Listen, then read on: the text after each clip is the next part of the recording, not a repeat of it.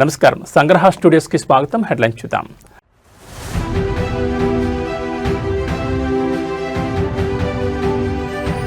శ్రీకాళహస్తిలో గిరి ప్రదక్షిణను ప్రారంభించిన పవన్ కళ్యాణ్. జగన్ హయాంలో పలు ఆలయాల్లో అపచారాలు జరిగాయన్న ఆరోపణలు.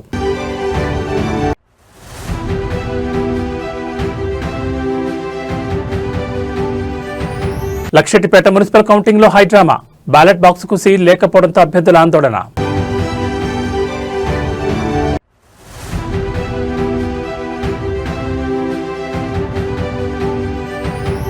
ఓ కాంగ్రెస్ ప్రభుత్వమా, మా రిటైర్మెంట్ బెనిఫిట్స్ ఎక్కడా?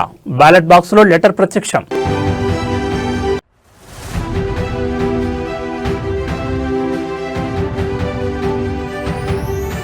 చిత్తూరు శివార్లో ఘోర ప్రమాదం.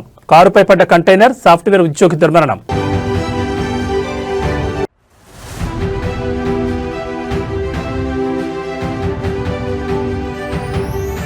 కొనుగోలుదారులకు భారీ ఊరట. భారీగా పతనమైన బంగారం, వెండి ధరలు. ఇక వివరాలు చూస్తే, వారసత్వం, కళా సంపద, ధర్మ పరిరక్షణ ఆలయాల చుట్టూనే ఉందని ఆంధ్రప్రదేశ్ ఉప ముఖ్యమంత్రి పవన్ కళ్యాణ్ వ్యాఖ్యానించారు.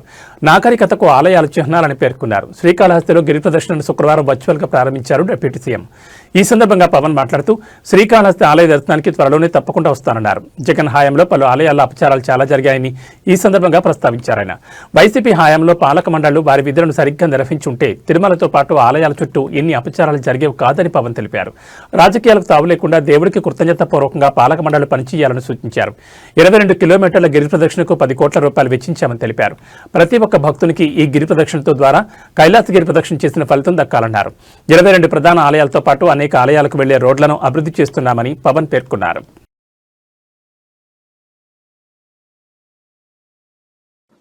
మీ పర్మిషన్ తో స్టార్ట్ చేస్తాం సార్. నమస్కారం సార్, మీ పర్మిషన్ తో స్టార్ట్ చేస్తాం.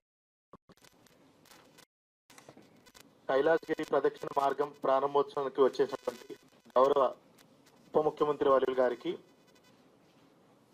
గౌరవ దేవాదాయ శాఖ మంత్రి వర్యులు గారికి, గౌరవ శ్రీకాళహస్తి శాసనసభ్యులు శ్రీ బొజ్జల సుధీర్ గారికి, గౌరవ తిరుపతి శాసనసభ్యులు శ్రీ ఆర్ఎన్ శ్రీనివాసులు గారికి, ఎండోమెంట్ సెక్రటరీ హరిజవహర్లాల్ గారికి, కమిషనర్ ఎండోమెంట్స్ గారికి అందరికీ నమస్కారం సార్. ఇక్కడ స్టేజ్ మీద నాతో పాటు శ్రీ సాయి ప్రసాద్ గారు, చైర్మన్ శ్రీకాళహస్తి బోర్డు ఉన్నారు సార్. అదేవిధంగా డాక్టర్ హరిప్రసాద్ గారు, హస్తకళల బోర్డు చైర్మన్ గారు ఉన్నారు సార్. శ్రీ కోలా ఆనంద్ గారు, శ్రీకాళహస్తి నియోజకవర్గ ఇన్ఛార్జ్ సార్, బీజేపీ నుంచి. అదేవిధంగా చెంచునాయుడు గారు, అగ్రికల్చర్ మార్కెట్ కమిటీ చైర్మన్ ఉన్నారు సార్. అదేవిధంగా కన్జర్వేటర్ సెల్వం గారు ఉన్నారు సార్. ఈఓ శ్రీకాళహస్తి బాపిరెడ్డి గారు ఉన్నారు సార్. మిగతా అధికారులు, అదేవిధంగా సార్ ధర్మకర్త మండలి సభ్యులందరూ కూడా ఇక్కడ హాజరయ్యారు సార్.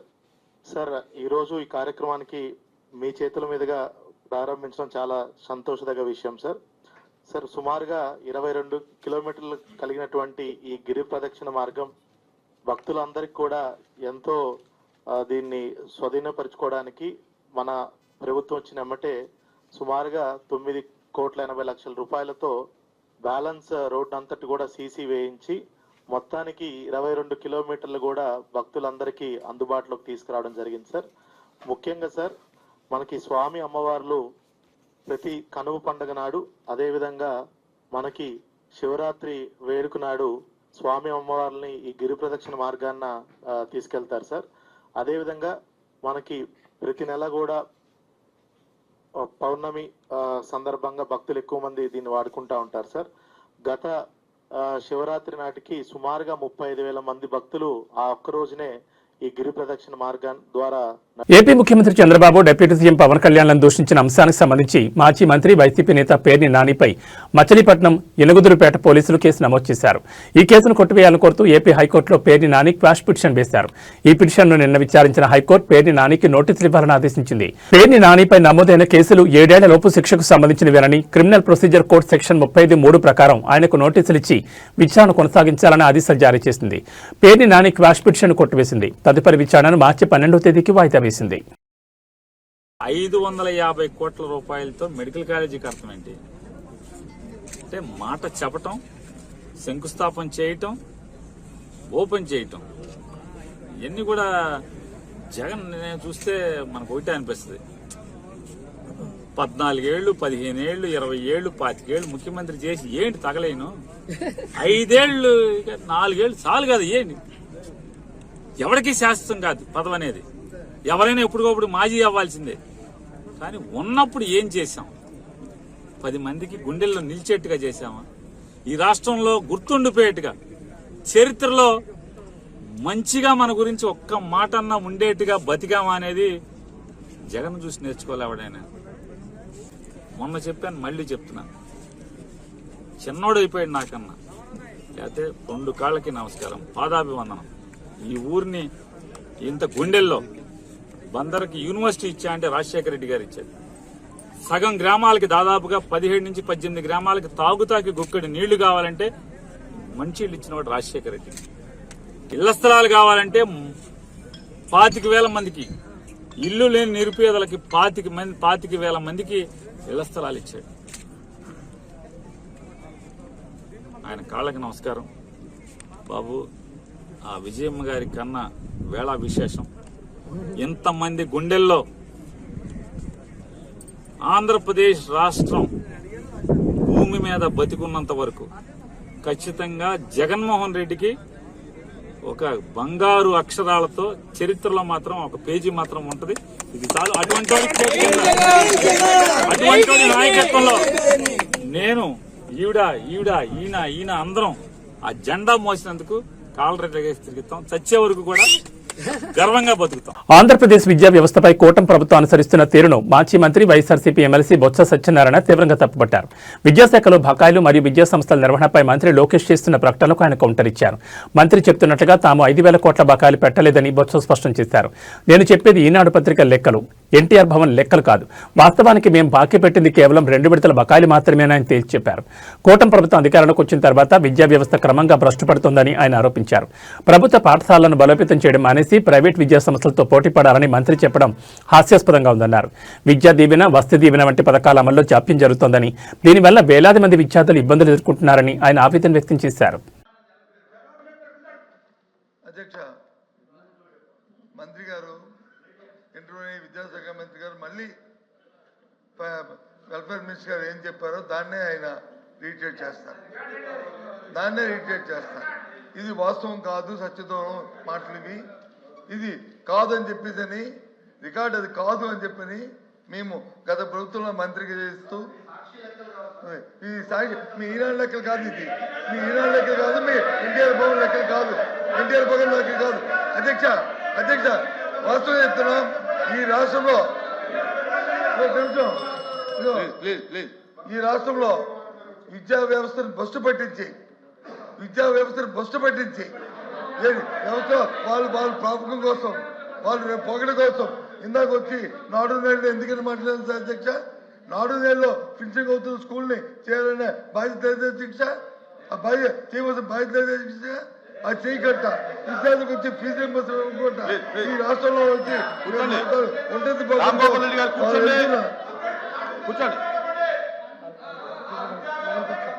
వాళ్ళ నేపథ్యంలో గత ప్రభుత్వంలో వచ్చి బకాయిలు పెట్టి వచ్చి ఈ రకంగా చేస్తూ విద్యా వ్యవస్థ బస్సు నేపథ్యంలో అధ్యక్ష ఈ ప్రభుత్వంలో న్యాయం జరుగుతుంది, విద్యా వ్యవస్థ వచ్చి మనుగడ పొందుతుందని ఏ విధంగా ఏ ఒక్క ప్రజలకు కూడా విశ్వాసం లేదు అధ్యక్ష.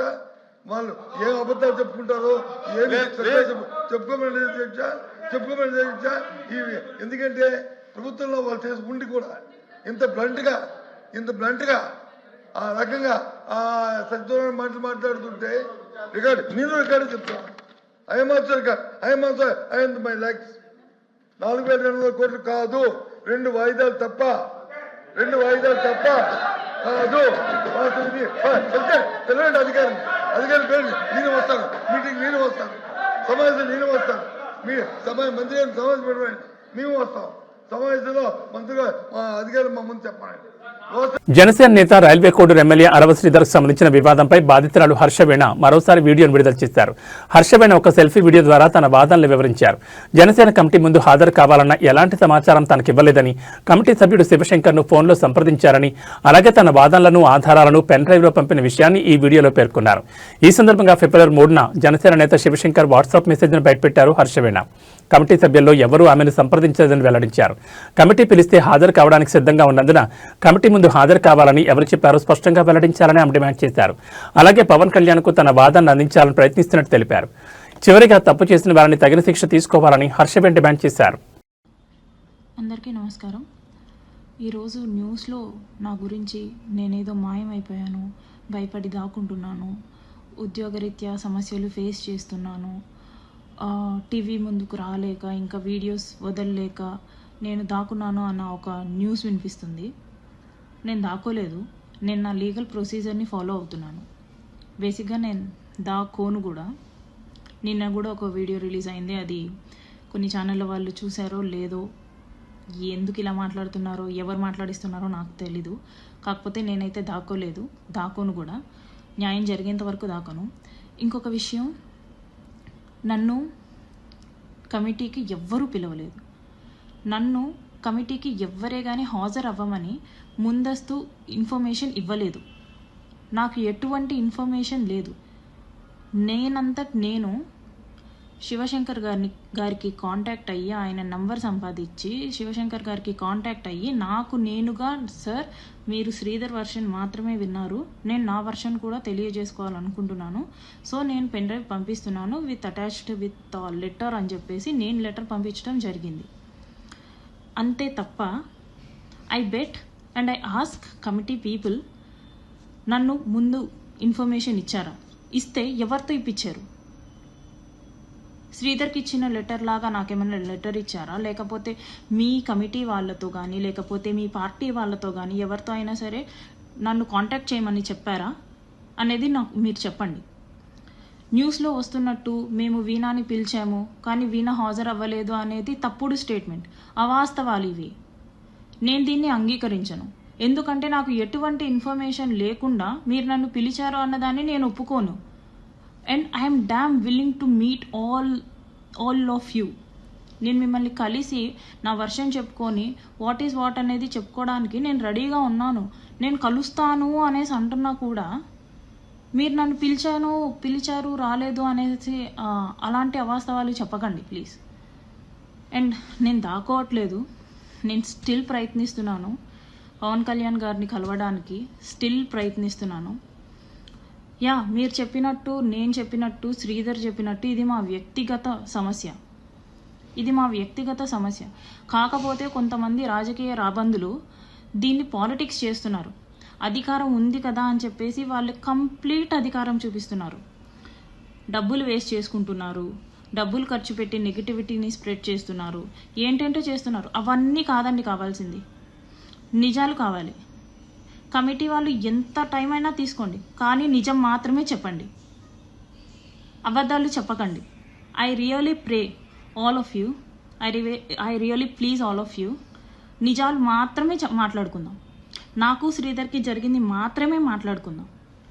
నా ఉద్యోగం అంటారా, నా పరువు అంటారా, నేను ఇంతకంటే దిగజారడానికి ఇంకేం మిగల్లేదు. కాబట్టి నేను అన్ని వదులుకున్న తర్వాతే నేను ఇక్కడికి వచ్చాను. కాబట్టి నేను భయపడను. నాకు జస్టిస్ జరిగే విషయంలో నేను భయపడను. నేను ముందుకు వెళ్తాను ఖచ్చితంగా. అండ్ సార్ పవన్ కళ్యాణ్ గారు, నేను మీకు మళ్ళీ అర్థిస్తున్నాను, మిమ్మల్ని నేను కలవాలి సార్. మీకు ఎంతవరకు నిజం తెలుసో, ఎంతవరకు మీరు ఈ విషయం గురించి పట్టించుకుంటున్నారో నాకు తెలీదు. కానీ నేను ఒక బాధపడిన మహిళగా నేను మిమ్మల్ని నమ్ముతున్నాను, మీరు నాకు న్యాయం చేస్తారనేసి. ఎందుకంటే మీకు ఉమెన్ మీద ఎటువంటి రెస్పెక్ట్ ఉందో, ఎన్ని సిచ్యువేషన్స్లో ఉమెన్ గురించి మీరు బాధపడ్డారో అదంతా నాకు తెలుసు. అవన్నీ మేము